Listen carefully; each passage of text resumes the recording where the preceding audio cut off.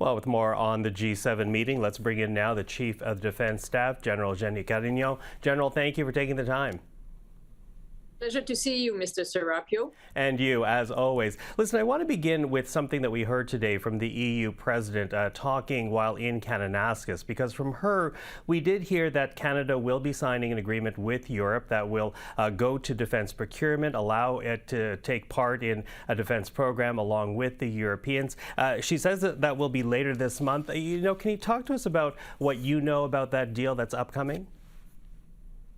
So I don't have the details on the deal per se, but it is clear that we want to be an ally of choice, a credible ally, and we do want to make sure that we have that interoperability with our European partners.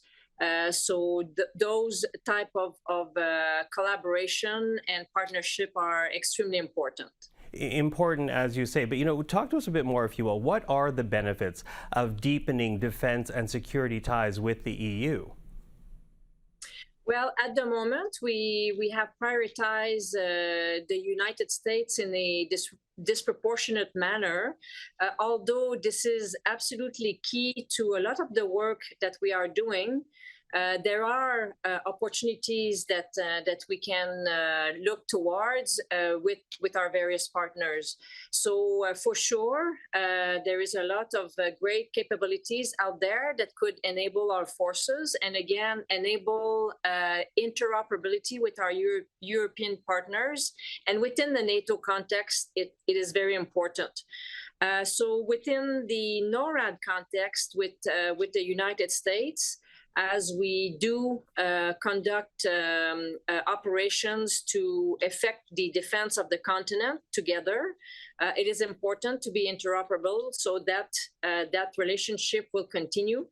But also within the context of NATO, this is also part of what we need to do there. Okay, but we are essentially turning more towards the Europeans with the signing of this deal. Does that cause, and I understand what you're saying about this ongoing relationship with the Americans, but does turning to Europe cause tensions with the Americans, for example, on the Golden Dome that Donald Trump keeps talking about, which he seems to want Canada to be involved in?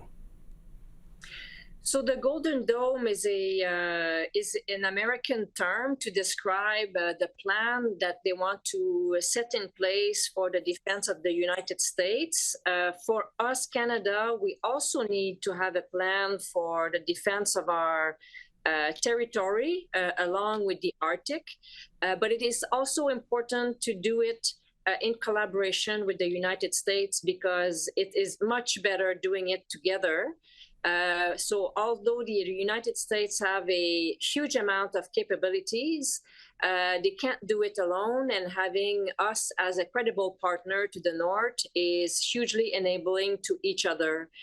So in terms of detection, in terms of interception of potential threats coming our way, again, that collaboration is key to have a better defense for the whole continent.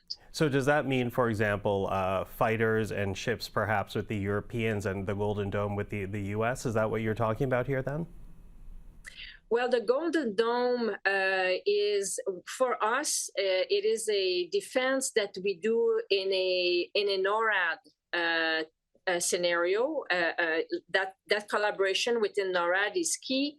For example, in all domain awareness, so we have to be able to see and detect what could come at us from space, air, maritime, and underwater scenarios. So it is important that how we equip ourselves allow us to better operate together.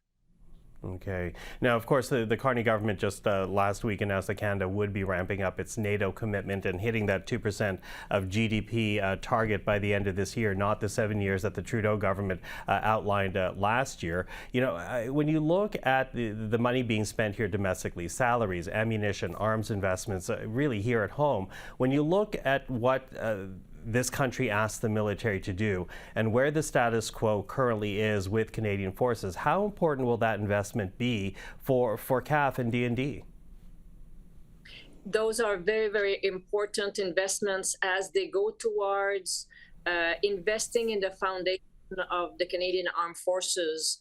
By that, we mean all the basic that we need to do our work in a most effective manner. So it's additional personnel to go back to our full strength. It's recruiting.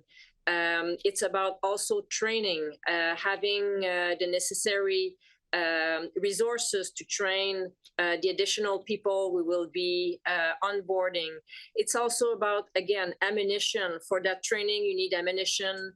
You need the necessary funding to maintain your equipment up to a readiness level that is absolutely required to do our work, and then be ready to operate when called forward. So those investments are absolutely key in actually going to the foundation of what we know what will increase our level of readiness. Mm-hmm. Now, my last question here, because I'm quickly running out of time, but I do want to ask you, because here you are, a career officer, and we're now hearing more and more Canadians talk about the need for Canada to stand up for itself, to make sure it has the capability to defend itself and not just rely on our American neighbors. On a personal level, for someone who has dedicated her career to the military, what does it mean to you to hear that as both a soldier and a Canadian? Well, to me personally, the mission of the Canadian Armed Forces, this is something that I've believed in since the first day I joined the military. The context was in such a way that we were equipped to go forward for the type of mission we were asked to do over the past 30, 35 years post-Cold War. But the environment has drastically changed over the last 4 or 5 years, as well as the technology and the type of threats that are now aimed towards our territory and can reach our continent as we speak. So our geography does not protect us as well as it used to be. So those investments, that support, will allow us to do our work better and get us ready for now and the future. General Carignan, always appreciate the time. Thank you for this. Thank you very much. Have a great day. You too.